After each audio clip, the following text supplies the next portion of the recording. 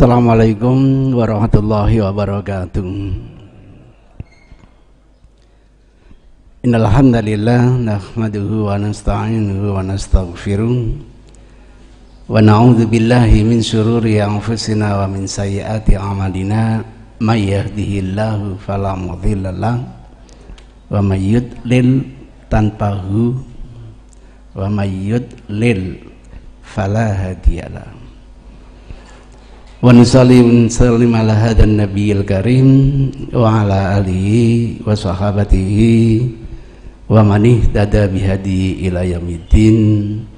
Fa inna astaqal hadisi kitabullah wa khairal huda huda Muhammadin sallallahu alaihi wasallam. Wa inna syarrul umuri muhdatsatuha wa kullu muhdatsatin dhalalah wa kullu dhalalatin finnar. Rabbi shrah li sadri wa yassir li amri wa hlul 'uqdatam min lisani yafqahu qawli, amma ba'du. Ibu bapak, kalau kita belajar hadis di negeri barat itu diupayakan bagaimana hadis itu tidak ada. Bahasa agak kerennya itu mengingkari hadis. Ya, ndak gampang. Kenapa Yahudi tahu apa sih artinya umat Islam punya Al-Quran tapi tidak mempunyai hadis? Sehingga dengan segala cara ada 3 langkah menghadapi hadis itu. Yang pertama, tolak secara totalitas dengan 1001 syubhat yang membuat teman-teman yang cerdas diajak berpikir, tidak mungkinlah ungkapan hari ini terabadikan 200 tahun setelah wafat, apalagi kita hidup di zaman Rasul yang serba susah tulis menulis, macam-macam syubhat. Gagal untuk mengajak kita ini ingkar hadis. Langkah yang kedua, mencoba mendiskusikan kembali, walaupun hadis itu sudah dinyatakan sahih sanadnya, tapi yang diopo-opo itu adalah matannya, redaksinya. Sehingga jangan kaget sampai ada pakar hadis yang terinspirasi sanadnya sahih, matannya tidak valid. Kalau matanya tidak valid, sama saja tidak bisa diamalkan. Sehingga hadis-hadis yang sudah ada di Sahih Bukhari, di Sahih Muslim, dibicarakan tentang validitas matanya, masih gagal. Maka langkah yang ketiga, qabilun litaghir. Bagaimana mereka menawarkan namanya reinterpretasi. Hadis sahih kalau orang mencuri sudah sampai persyaratan potong tangan, difahami bahwa hadis ini tidak logis lah, bertentangan dengan HAM lah. Kemudian mempertanyakan, kalau dia nanti tobat, dia harus menghidupi keluarganya, tangannya dipotong, siapa yang bertanggung jawab? Dengan adanya pemikiran-pemikiran rasional seperti ini, mereka mengadakan reinterpretasi. Potong yadun yang mestinya diartikan tangan secara denotatif itu dirubah menjadi potong kekuasaan, potong jabatan. Yang awalnya sebagai jenderal, setelah terbukti entah itu bermaksiat dan sebagainya, korupsi, potong jabatannya jadi apa kira-kira? Kopral. Jadi bukan potong tangannya, tapi potong apa? Jabatannya. Ada kasus yang menarik di seminar itu. Saya tidak setuju. Kenapa tidak setuju? Saya pengalaman sebagai hakim, berhadapan dengan seorang pencuri yang mencuri sampai 120 mobil. Ditanya oleh Pak Hakim, ada enggak mobil yang serinya L sekian? Ya ada. Itu mobil saya, kamu curi juga gitu. Berdasarkan fakta dakwaan jaksa, Anda dituntut untuk dipotong, tapi yang dipotong bukan tangannya, yang dipotong adalah status Anda, kedudukan Anda, jabatan Anda. Saya tanya, jabatan Anda apa? Enggak punya, Pak Hakim. Loh. Nah, terus kalau nggak punya jabatan dipotong apanya lagi gitu. Oh, mohon maaf Pak Hakim, saya punya. Apa jabatannya? Kepala keluarga, Pak Hakim. Memang dipotong jadi anak keluarga, Pak. Itulah kalau sebuah pemikiran yang jadikan dasar hukum, pasti pro dan kontra. Itu ceritanya. Sejak dulu 14 abad ulama kita, para sahabat faham hajian itu ya sudah ditetapkan waktunya. Tanggal 8 tarwiyah, tanggal 9 wukuf, tanggal 10, 11, 12 mabit di Mina, lempar jumroh, nyembelih kurban. Kalau bisa ifadah silakan, tahallul. Kalau ingin nafar awal ya sudah. Kalau ingin nafar sani silakan sampai tanggal 13. Sejak dulu seperti itu. Nah, karena teman-teman belajar tentang haji tidak didampingi dengan hadis, mulai dengan pola pemikiran. Dasar pemikiran cerdas. Melihat fenomena pelaksanaan haji itu, Masya Allah. Kasihan bangsa Indonesia itu. Daftar tahun ini baru bisa berangkat kira-kira 30 tahun yang akan datang. Lepas daftar usianya 50 tahun baru bisa berangkat. Usia berapa? Itu pun kalau masih hidup. Lah usia 80 tahun menjalani haji. Padahal ibadah ritual haji itu lebih banyak mengandalkan fisik daripada ritual doanya. Kasus yang lain, ya Allah, laporan itu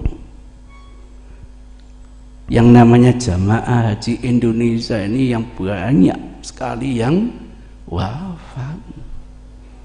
Maka pihak asuransi itu wegah gitu. Siapa yang mau nanggung income dari jamaah sekian? Lah untuk komplainnya jauh lebih besar dari masukan. Itu gambaran, karena orang Indonesia itu tidak tahu ya, sejak dulu selalu menunda-nunda pergi haji. Ada ibu yang Masya Allah kaya raya, punya tambak. Saya coba tanya, katanya ibu belum pernah pergi haji. Iya Ustadz. Memangnya kenapa Bu? Nanti kalau saya pergi haji, saya belum siap pakai kerudung.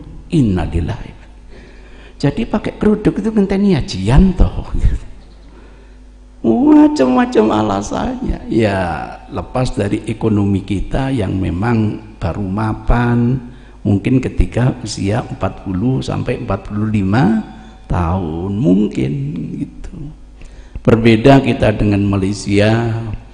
Masya Allah, kebanggaan mereka kalau anaknya berprestasi diajak pergi haji. Setidaknya apa? diajak pergi umroh, sehingga mereka itu sehat-sehat, masih hebat-hebat jasmaninya. Karena sudah umroh, sudah tahu lapangan, pergi haji pun tidak sulit, mereka sudah kenal lapangan. Misalnya gitu, kita enggak ya. Kalau ada anak prestasi diajak ke Washington, kalau enggak ya ke Jerman lah, jejeri kauman gitu. Masya Allah, itu beda mindset kita ini itu. Nah, melihat kasus seperti ini terungkap dalam tulisan mereka itu, apakah manasik haji ini ladang pembantaian manusia? Subhanallah, sampai terungkap seperti itu ya. Tapi secara rasional tidak salah pemikiran mereka. Oleh sebab itu, mengkaji apa yang error ini. Oh, ternyata ketemu akar masalahnya. Umat Islam ini selalu mendambakan hadis, lupa terhadap Quran dalam pandangan mereka. Coba, yang namanya Al-Quran itu memberi durasi haji kan muasa luas sekali. Al-Hajju Asyhurum maklumatun. Haji itu bisa dilaksanakan bulan-bulan yang dimaklumi. Oke lah, tinggalkan Rajab, ketemu Syawal, Dzulqa'dah dan Dzulhijjah. Kalau masing-masing bulan 30 hari, berarti durasinya berapa hari? 90 hari. Itu Al-Quran. Muasa luas sekali. Dianalogikan dengan sholat lah. Sholat duhur setelah zawal sampai masuk waktu asar, muasa luas. Itu ceritanya. Gara-gara hadis terkesan mudhoyak, sempit sekali. Tadi saya ceritakan menurut hadis itu durasinya hanya 5 sampai 6 hari. Padahal waktu yang disiapkan oleh Allah selama berapa? 90 hari. Ini akar masalah menurut pemikiran mereka. Muncul pertanyaan, kalau Al-Quran memberikan keleluasaan seperti ini, hadis memberi penyempitan seperti ini, lebih hebat mana Quran dengan hadis? Pasti jawabannya Quran. Bingung jadinya. Iya ya gitu. Itu ceritanya. Maka kenapa umat Islam itu hanya mengandalkan hadis, lupa terhadap Quran? Coba kalau kita mengandalkan Quran, waduh, hajian itu kan bisa di-shift. Bulan Syawal shift pertama, bulan Dzulqa'dah shift yang kedua, bulan Dzulhijjah shift yang ketiga. Maka kalau begini caranya,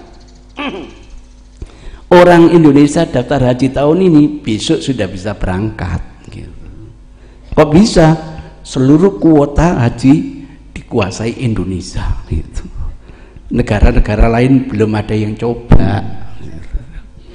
Enak, gak usah nunggu sampai 30 tahun. Tuh hebat pemikirannya gitu. Masya Allah. Lah hadis itu untuk apa? Ya sudah, hadis itu karena Rasul seumur hidup hajian sekali, kita anggap itu yang afdol saja. Jadi hajian di bulan Dzulhijjah itu dianggap waktu yang afdal. Boleh waktu yang lain walaupun kurang afdal. Pertanyaannya, lebih baik selamat atau mengejar afdal nggak selamat? Oh, gitu ngiringnya itu. Maka jangan kaget, ya Allah, orang hebat di Indonesia, menteri lagi punya komentar, oh pemikiran ini perlu dipertimbangkan. Masya Allah, seneng saya itu. Saya berharap kalau ini jadi keputusan nanti, ayo kita bulan ajian di bulan Syawal yuk. Gitu. Enak, wukuf sendirian gitu. Lempar jumroh, wah bisa naboi jumroh gitu. Timbangannya dilempar, wis bawa sandal tapu ya setan gitu. Cek kelenger gitu. Masya Allah, itulah yang namanya pemikiran. Kalau kita diamkan nanti jadi public opini. Kita coba untuk diskusikan. Enak kalau kita bertatap langsung dengan pemilik opini, tapi saya mohon maaf sampai sekarang masih gagal. Karena hobi saya itu pingin diskusi langsung biar menambah ilmu yang lebih banyak. Kadang-kadang yang ditulis orang itu kan sebagian kecil daripada pemikirannya. Jadi diskusi bukan mencari menang kalah, tapi ingin mencari sebuah kebenaran. Karena gagal, pemikiran ini saya tuangkan dalam sebuah buku. Berharap kalau saya sudah wafat, mudah-mudahan pemikiran ini tidak hilang. Silahkan wahai generasi yang akan datang, mau mengoreksi silahkan boleh, melengkapi lagi boleh, mengurangi boleh, demi nanti pemikiran ini berjalan lebih baik. Saya mulai untuk menulis sebagai modal awal, berharap nanti bisa terus berkelanjutan. Sehingga saya ngomong andekan bisa tatap muka, maka saya akan katakan, teman, kalau kita diskusi tentang haji itu mohon jangan hanya fokus haji tok. Kenapa? Haji itu paket, haji dan umroh. Gitu. Dari mana? Al-Quran.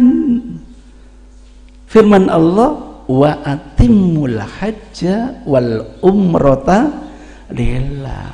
Ini biasanya kita di barat hanya menggunakan satu ayat, lupa terhadap ayat yang lain.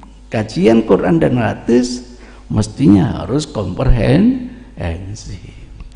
Jadi kalau kita diskusi tentang haji, itu paket haji dan umroh.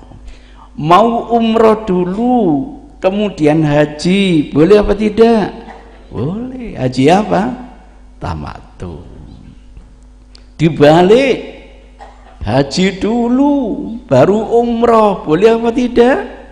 Boleh. Namanya haji ifrad. Bayangkan Aisyah ikut haji wada bersama Rasul, begitu sampai di Mekah haid. Nah karena haid kan tidak bisa umroh, tidak bisa tawaf, nangis. Didatangi Rasul, kenapa? Sedang haid. Ya tidak apa-apa, kalau gitu batalkan ihrammu. Sehingga Aisyah tidak punya ihram. Datang musim haji, haidnya belum tuntas, lapor kepada Rasul, gimana ya Rasul, haid belum tuntas? Tidak apa-apa, ihramlah untuk haji, laksanakan seperti laki-laki, hanya jangan sampai kamu tawaf dulu ketika dalam kondisi haid. Gitu. Alhamdulillah musim haji masih haid, bisa haji bersama Rasul. Kebetulan saat hendak wukuf suci. Karena suci, Aisyah bisa mendampingi Rasulullah selama dalam manasik haji. Maka setelah hajian selesai, langsung Rasul pulang ke Madinah. Kenapa? Gara-gara mulai ada bisik-bisik tetangga. Wah, Kanjeng Nabi sudah pulang kampung. Dari dulu kan Mekah hijrah ke Madinah, sekarang sudah kembali ke kampung, paling tidak mau kembali ke kota Madinah. Jangan dikira bisik-bisik sampean tidak didengar oleh Rasulullah. Tidak, sepulang haji saya akan langsung kembali ke Madinah. Tolong jenazah saya makamkan di tempat pembaringan saya. Panjenengan tidak boleh wasiat seperti ini, tidak boleh. Kenapa? Lepas sampai di Jayen, wafat di Jayen gitu. Memang tak kaplingan di situ. Boleh, ini khusus ya untuk Rasul. Itu yang diperjuangkan Abu Bakar ketika beliau wafat. Di mana dimakamkannya, di mana dibagikan. Abu Bakar mengingatkan teman-teman. Itu sebabnya jenazah beliau dimakamkan di tempat apa? Pembaringannya. Itu ceritanya. Jangan diikuti ya. Tolong nanti makamkan di rumah gitu. Itu ceritanya. Masya Allah. Begitu pulang, Aisyah interupsi, ya Rasul, umat pulang dengan membawa 2 pahala, haji dan umroh. Saya baru punya pahala apa? Haji. Belum punya pahala apa? Umroh. Iya. Mana kakakmu Abu Bakar? Suruh ke sini. Oh, kok Abu Bakar? Abdurrahman. Abdurrahman, ajak adikmu ini ke Tanim untuk ambil mikot dari sana untuk melaksanakan apa? Umroh. Sehingga yang dilakukan Aisyah, hajian dulu baru apa? Umroh. Atau haji qiron. Ihram ini untuk haji plus untuk umroh. Sebab ketika kita pergi haji bersama Rasul, tidak ada niatan kecuali untuk haji, semuanya labbaika hajan. Karena awalnya ilmu kita dibimbing Rasul, haji umroh ya umroh. Nah sekarang kita tidak berangkat ke Makkah untuk haji, untuk umroh, tetapi untuk haji. Maka Jabir cerita, Aisyah cerita, tidak ada niatan kami sejak di Bi'r Ali itu kecuali untuk apa? Haji. Begitu sampai di Mekah, kemudian Rasul tawaf, kemudian Rasul umroh, turun firman Allah ini, wa atimul hajja wal umrota lillah. Itu ceritanya. Maka Rasul ngasih fatwa. Fatwanya apa? Yang bawa hadyu segera tahallul, jadikan umroh, fashul haji ila umroh. Waduh, lah kita yang tidak bawa hadyu gimana ya Rasul? Tidak usah sedih, masukkan ihram umroh dalam ihram apa? Haji.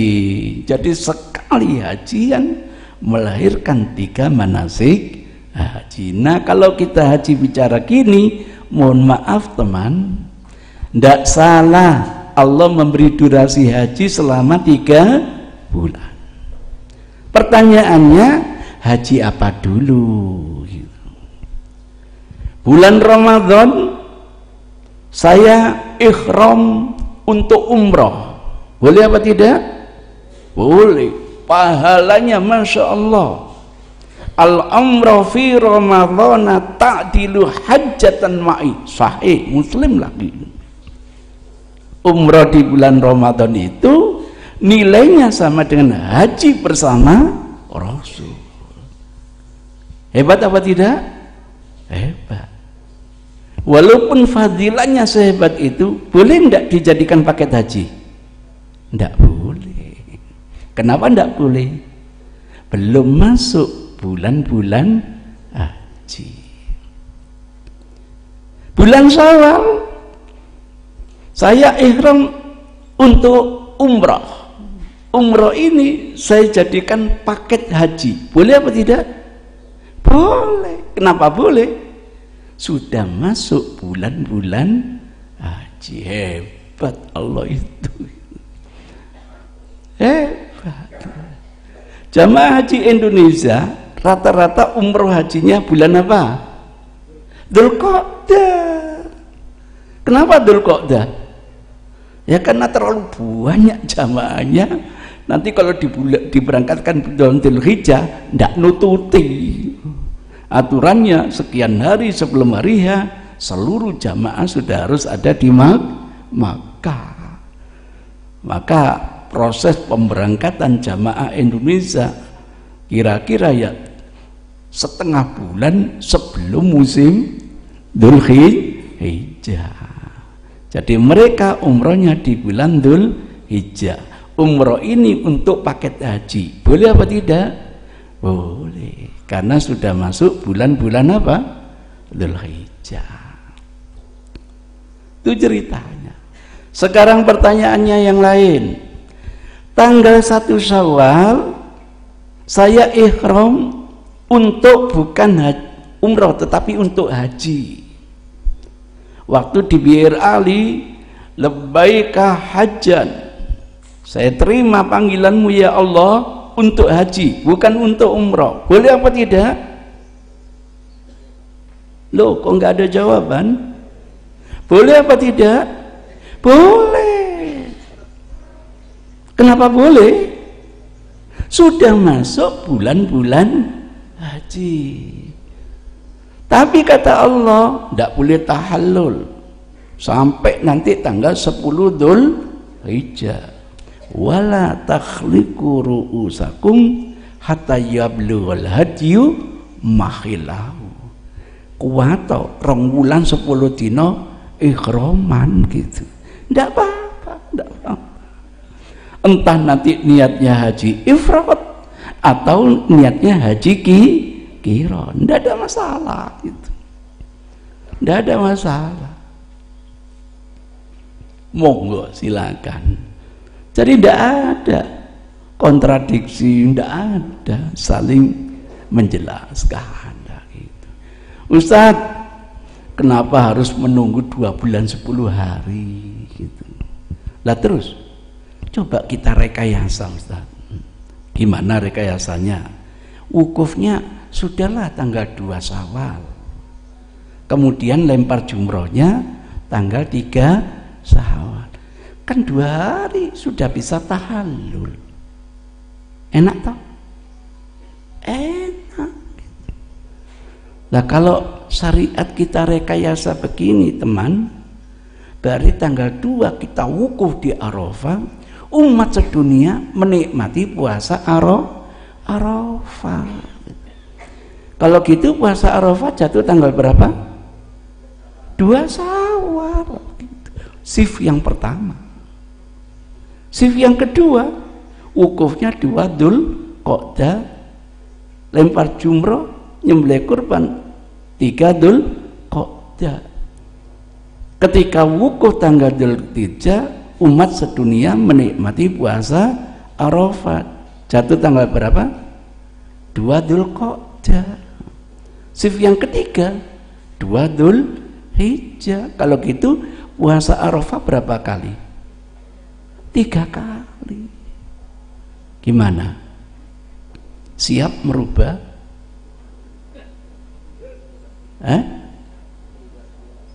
Siap merubahnya?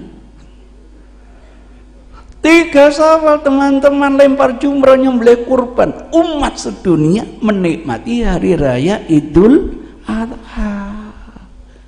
Kalau gitu hari raya Idul Adha jatuh tanggal berapa? 3 Syawal, shift yang pertama gitu. Nanti hari raya berikutnya jatuh tanggal berapa?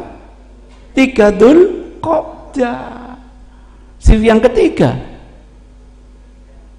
3 Dzulhijjah. Enak para mubalik, ya Allah, bisa ceramah sampai 3 kali. Yang kemeng itu panitianya gitu. Apa mau kita merekayasa syariat seperti ini? Tawaran rekonstruksi syariat. Tidak bisa. Itu belum kalau mau hadis. Kalau mau hadis, yang namanya al-hajju arafah itu bukan hanya ritualnya, bukan hanya wukufnya di arafah, enggak. Waktunya pun sudah ditentukan oleh Rasulullah Sallallahu Alaihi Wasallam. Waktunya kapan? Tanggal 9 Dzulhijjah, mulai setelah zuhur sampai tenggelamnya matahari. Dalam kondisi darurat, bagi mereka yang punya udzur ada dispensasi sampai fajar malam Musdalifah. Di luar itu batal hajinya. Jangankan merubah bulan, merubah hari aja ndak bisa kalau mau pakai hadis. Jadi gitu syariat Islam itu sudah ditentukan, bukan hanya tempatnya, bukan hanya ritualnya, tetapi juga waktunya ditentukan oleh Rasul. Maka analogi dengan sholat itu tidak bisa, itu analogi yang batil itu. Kok haji dianalogikan dengan sholat? Alasannya durasinya luas. Kalaulah menjalankan di awal waktu seperti yang dicontohkan Rasul, dianggap hanya yang afdol. Kan boleh sholat zuhur nanti jam 1, setengah 2. Enggak, lain urusan sholat dengan urusan apa? Haji. Itu ceritanya, Masya Allah. Sehingga enggak mungkinlah kita ini merubah syariat, apalagi sudah ditentukan oleh Allah, ditentukan oleh Rasulullah Sallallahu Alaihi Wasallam. Maka kita ditantang, kalau kita tidak merubah syariat ini, apa selamanya seperti ini, bahwa haji itu banyak mudarat dan lain sebagainya. Mohon maaf Bapak Ibu, tidak ada satu syariat pun untuk mencelakakan umat. In uridu illa Islam. Tidak ada satu syariat untuk katakanlah membuat orang bencana dan sebagainya. Enggak. Bahkan dalam syariat itu yuridullahu bikumul yusra wala yuridu bikumul usra. Pesan Rasul kepada para mubalik, basiruhum wala tunasiruhum, yassiruhum wala tu'assiruhum. Itu pesan Rasul. Sehingga Islam itu fitrah, Islam itu mudah kalau kita ngerti manasik hajinya Rasulullah Sallallahu Alaihi Wasallam. Maka bagaimana solusinya untuk menyelesaikan segala kemelut seperti ini? Alhamdulillah, kalau kita mau manasik haji kayak Rasul, enak hajian kita. Ending daripada kesulitan itu kan lempar jumroh. Oke. Memang filosofinya benar. Lempar jumroh itu lempar iblis. Boleh. Sehingga ada karikatur, sesama iblis nggak usah lempar-lemparan. Jadi kita ini dihamparkan iblis dalam karikatur itu. Boleh, secaranya memang begitu. Ibrahim tidak menyembelih anaknya, diganggu setan, dilempar, oke, gitu. Walaupun itu adalah filosofi seperti itu, Rasul memberi contoh. Di atas unta disaksikan lebih dari 200.000 sahabat, 100.000 dari Madinah, yang 80.000 dari penduduk Mekah ketika masuk Islam langsung ikut hajian bersama Rasul, yang 20.000 di bawah pimpinan Ali dari negeri Yaman. Kumpul 200.000 di Arafah zaman begitu. Kira-kira sekarang sudah jutaan ya Allah. Itu ceritanya. Makanya setiap Rasul manasik selalu di atas unta. Mohon maaf, ini khususnya untuk Rasul. Panjenengan jangan ikut-ikutan.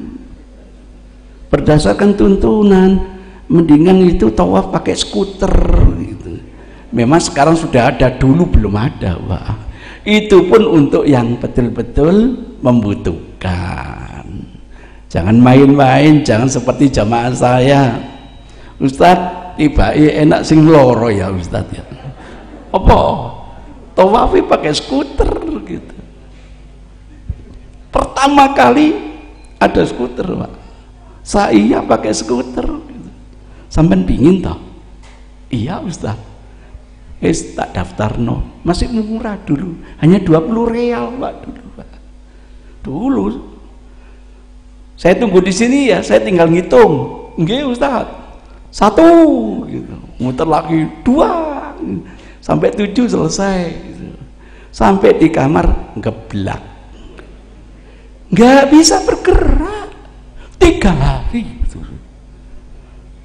Nah, itulah kalian sampean menghukum sendiri. Enak loro toh. 3 hari nggak bisa duduk ya Allah. Dibuat Allah lumpuh seperti itu ya. Hati-hati, ungkapan itu doa. Alhamdulillah hari ketiga sehat, kapok. Maunya itu biar pengalaman gitu aja, tapi ngomongnya keliru gitu. Coba ngomong, Ustadz boleh ndak coba pakai skuter? Kan enak. Kok ngomongnya enak tadi wong loro lah, loro temenan kan.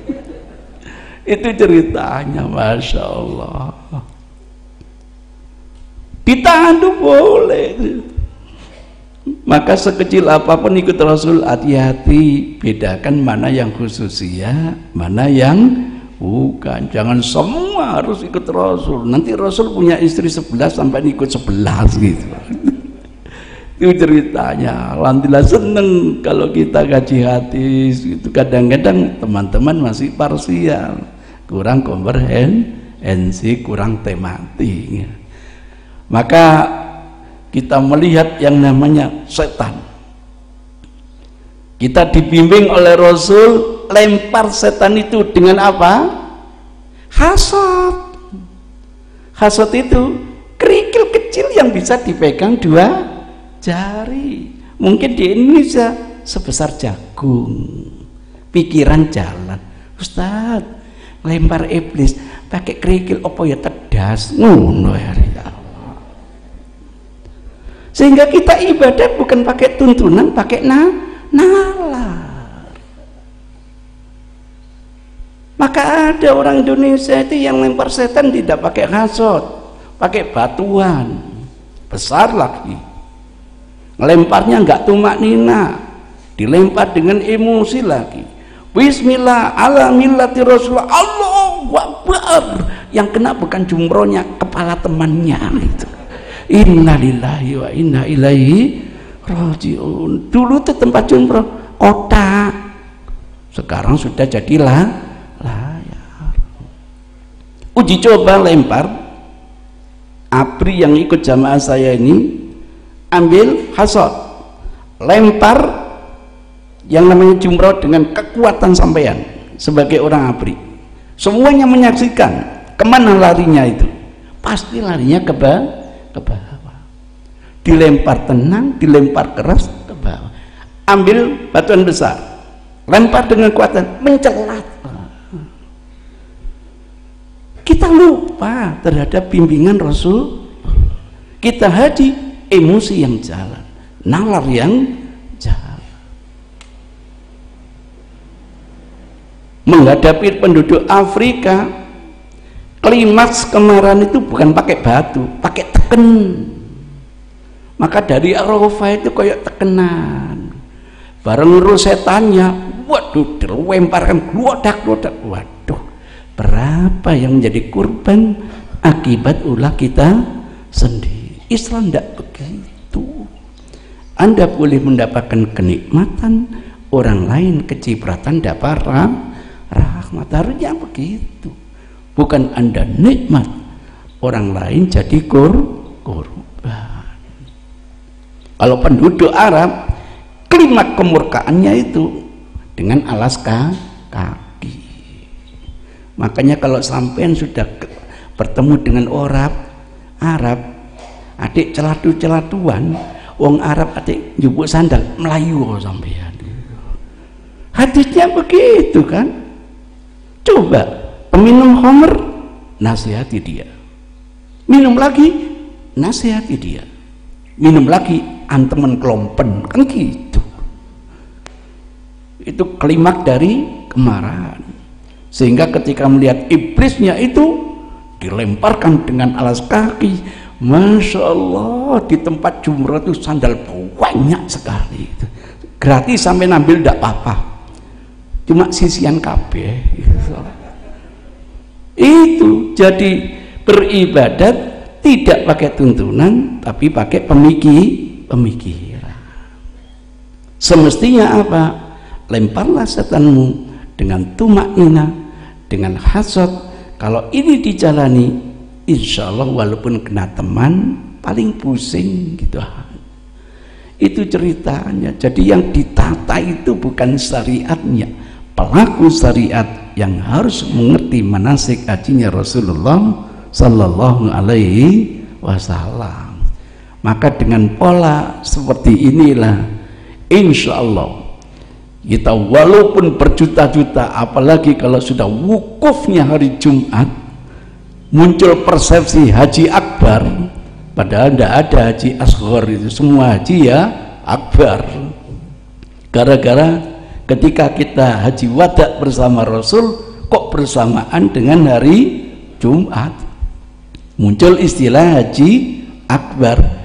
Waduh, kalau sudah haji akbar itu teman-teman Arab, Yordan, Suriah, apalagi orang-orang Badui ikut hajian. Biasanya hanya 4 juta, bisa sampai 6 juta, bahkan bisa sampai 7 juta. Padahal lempar jumrah itu lokasinya sebuah lembah, kanan gunung, kiri gunung. Lah lembah seperti ini akan dilewati overload dari manusia. Ya sunnatullah berjubel, sunnatullah nanti akan banyak yang jatuh dan lain sebagainya. Walaupun pemerintah Saudi sudah berupaya ngepras kanan kiri biar lebar, tapi kan tidak bisa dilanjutkan karena di situ ada tempat rumah dulu baiat Aqabah, sehingga tidak bisa lagi diperluas. Karena tidak bisa diperluas, solusinya ditingkat. Itu berharap biar nanti hajian itu nikmat semua, begitulah. Sudah diatur dulu untuk berangkat lewat jalur sini, ini untuk pulang lewat jalur sini. Masih saja jalur berangkat dijadikan jalur pulang. Ya sunnatullah tabrakan, ya Allah. Sunnatullah gak gelem ngalah, wasap. Waktunya dibuat sudah jalur berangkat pulang langsung keluar, begitu Pak. Jadi selalu evaluasi dari kasus per kasus itu, yang tujuannya biar kita nanti mendapatkan kenikmatan dalam menunaikan ibadah haji. Itu cerita, ya Allah. Bukan Islam yang keliru, pemikiran kita, pemahaman kita terhadap Islam itu yang perlu direvisi. Bukan jadwalnya yang dirubah, manasiknya yang perlu diperbarui. Alhamdulillah, kalau kita punya pengalaman, walaupun hajinya itu haji akbar, insya Allah selamat. Saya biasanya ngasih teorinya begini, di lapangan akan terjadi begini, nanti solusinya adalah begini. Biasanya gitu, apalagi sekarang tempat jumroh kayak layar. Jadi ketika kita menghadapi jumroh, jangan melempar dulu, bertahan, yang penting tidak jatuh. Udah. Kalau ada yang misalnya jatuh, jangan ngomong Allahu Akbar, tambah diinjak-injak gitu. Bilang Allahumma sholli ala Nabi. Oh, teman kita butuh pertolongan, kita enggak. Terus tiba ngomong Allahu Akbar, wah tambah diinjak-injak.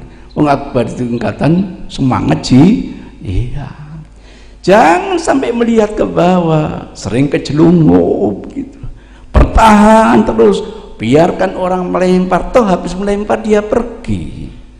Nanti ketika posisi di tengah kosong, apalagi mendekati akhir tempat jumroh kosong, sampai nyidik ya bisa.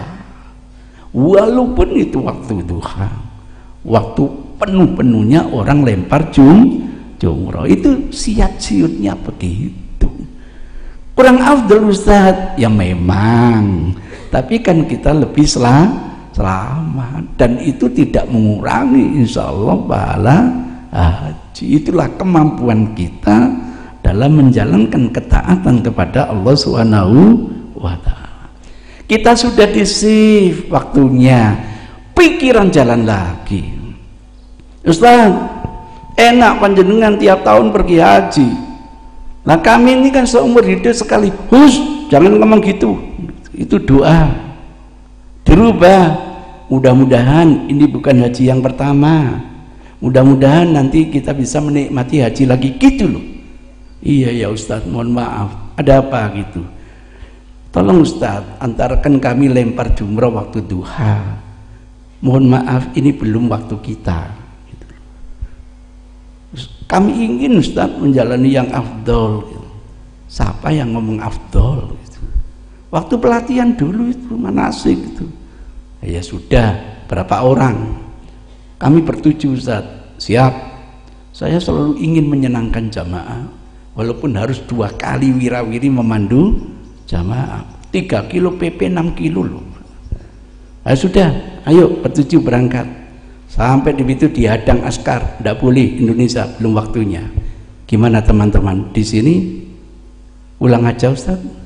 Balik mana? Pikiran dari mana seperti itu? Kalau kita lihat syariat Rasul datangkan sampai ke Mina. Dialog interaktif. Siapa yang ingin tanya?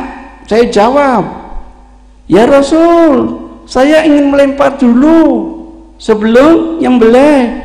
If'al wala haraj. Kalau saya ya Rasul ingin nyembelih dulu sebelum tahallul. If'al wala haraj. Tidaklah Rasul ditanya, mengedepankan, mengakhirkan pertanyaan. Jawaban Rasul, if'al wala haraj. Kerjaan kita hari ini dan ini.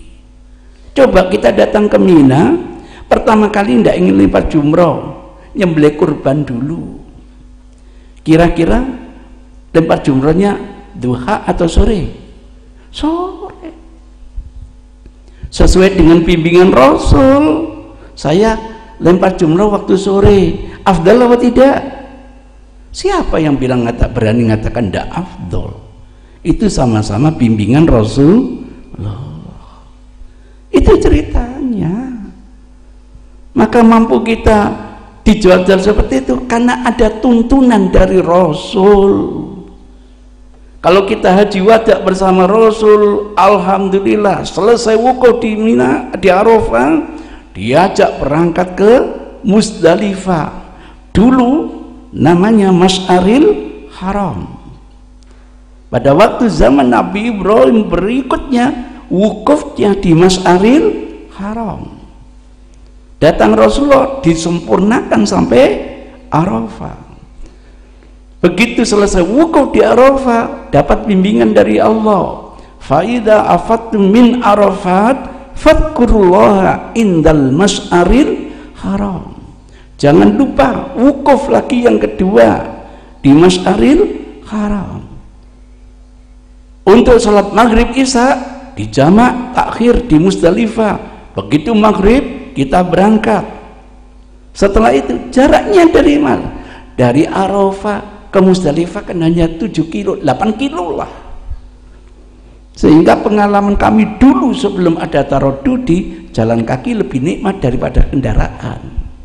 Jalan kaki hanya paling 1 jam, sambil istirahatnya ambil makan kentang lah gitu. Lah naik kendaraan bisa 10 jam. Ya kok bisa? Jalan 5 meter berhenti 1/4 jam. Lebih enak jalan kaki. Tapi ada tarodudi, yang mendingan naik, selesai gitu. Itu ceritanya.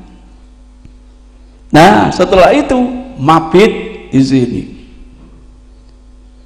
Tengah malam Rasul panggil putranya Abu Bakar, Abdurrahman, kumpulkan orang-orang wanita dan orang-orang yang sakit-sakitan itu, malam ini juga silakan berangkat ke Mina. Tapi jangan lempar jumroh kecuali setelah Anda sholat subuh. Pesannya Rasul begitu. Lah Rasul sendiri, kami tetap bermalam sampai subuh, kemudian sholat subuh di Muzdalifah, habis itu wukuf kedua di Masy'aril Haram. Yang kita bedakan, orang jahiliyah sampai terbit matahari, kita sebelum matahari terbit kita akan berangkat menuju Mina. Itu di save. Teman-teman sudah lempar jumroh setelah sholat subuh. Rasul masih wukuf di Muzdalifah. Teman-teman sudah selesai, baru ini orang Afrika ini yang kuat-kuat baru datang. Itu save sudah dicontohkan oleh Rasulullah. Sehingga panitia melihat orang Indonesia ini kalau di jadwal siang kelepean itu, carikan waktu yang agak suasana apa? Dingin. Yang siang-siang biar orang yang hitam-hitam itu gitu. Itu sudah diperhatikan, sudah ini berharap dengan cara seperti itu akan datang kemaslahatan. Begitu. Ya Allah, nikmat kalau kita ini hajian bersama Rasulullah Sallallahu Alaihi Wasallam. Tidak ada yang namanya bahaya. Na'udzubillahi min kalau malah ada kata-kata, apakah manasik haji itu ladang pembantaian manusia? Saya minta untuk bertobat kepada Allah Subhanahu wa Ta'ala. Ndak, syariat sudah sempurna, kita tinggal hanya mengikuti tuntunan Rasulullah Sallallahu Alaihi Wasallam. Mudah-mudahan dengan seperti ini haji kita menjadi haji yang mabrur, diterima oleh Allah Subhanahu wa Ta'ala. Bismillahirrahmanirrahim. Allahumma sholli ala Muhammad wa ala ali Muhammad kama shallaita ala Ibrahim wa ala ali Ibrahim fil alamina innaka Hamidum Majid. Allahumma la tada' fi maqamina hadza dhanban illa ghafartahu wa la hamman illa farrastahu wa la dainan illa qadaitahu wa la hajatan min hawaijid dunya wal akhirah illa qadaita ya Allah ya Rahman ya Rabbal alamin. Allahumma in kana rizquna fis samai fa anzilhu wa in kana fil ardi fa akhrijhu wa in kana ba'idan faqarribhu wa in kana qalilan fakassirhu wa in kana haraman fatahhirhu. Allahumma yassir lana wa la tu'assir alaina. Allahumma yassir lana ziyarat Masjidil Haram. Allahumma yassir lana ziyarat Masjid Nabawi. Allahumma ballighna Makkatal Mukarramah wa ballighna Madinatal Musyarrafah li ada'il haji wal umrah waz ziyarah bi rahmatika ya arhamar rahimin. Allahumma ja'al hajjana hajjan mabrura wa sa'yana sa'yan mashkura wa dhanbana dhanban maghfura wa tijaratana tijaratan lan tabura wa amalana amalan sholihan maqbula. Rabbana atina fid dunya hasanah wa fil akhirati hasanah wa qina adzabannar. Wa sallallahu ala Muhammadin nabiyil ummi wa ala alihi washabihi wasallam walhamdulillahi rabbil alamin. Demikian yang bisa saya sampaikan, kurang lebihnya mohon maaf. Billahi hidayah wa taufik. Wassalamualaikum warahmatullahi wabarakatuh.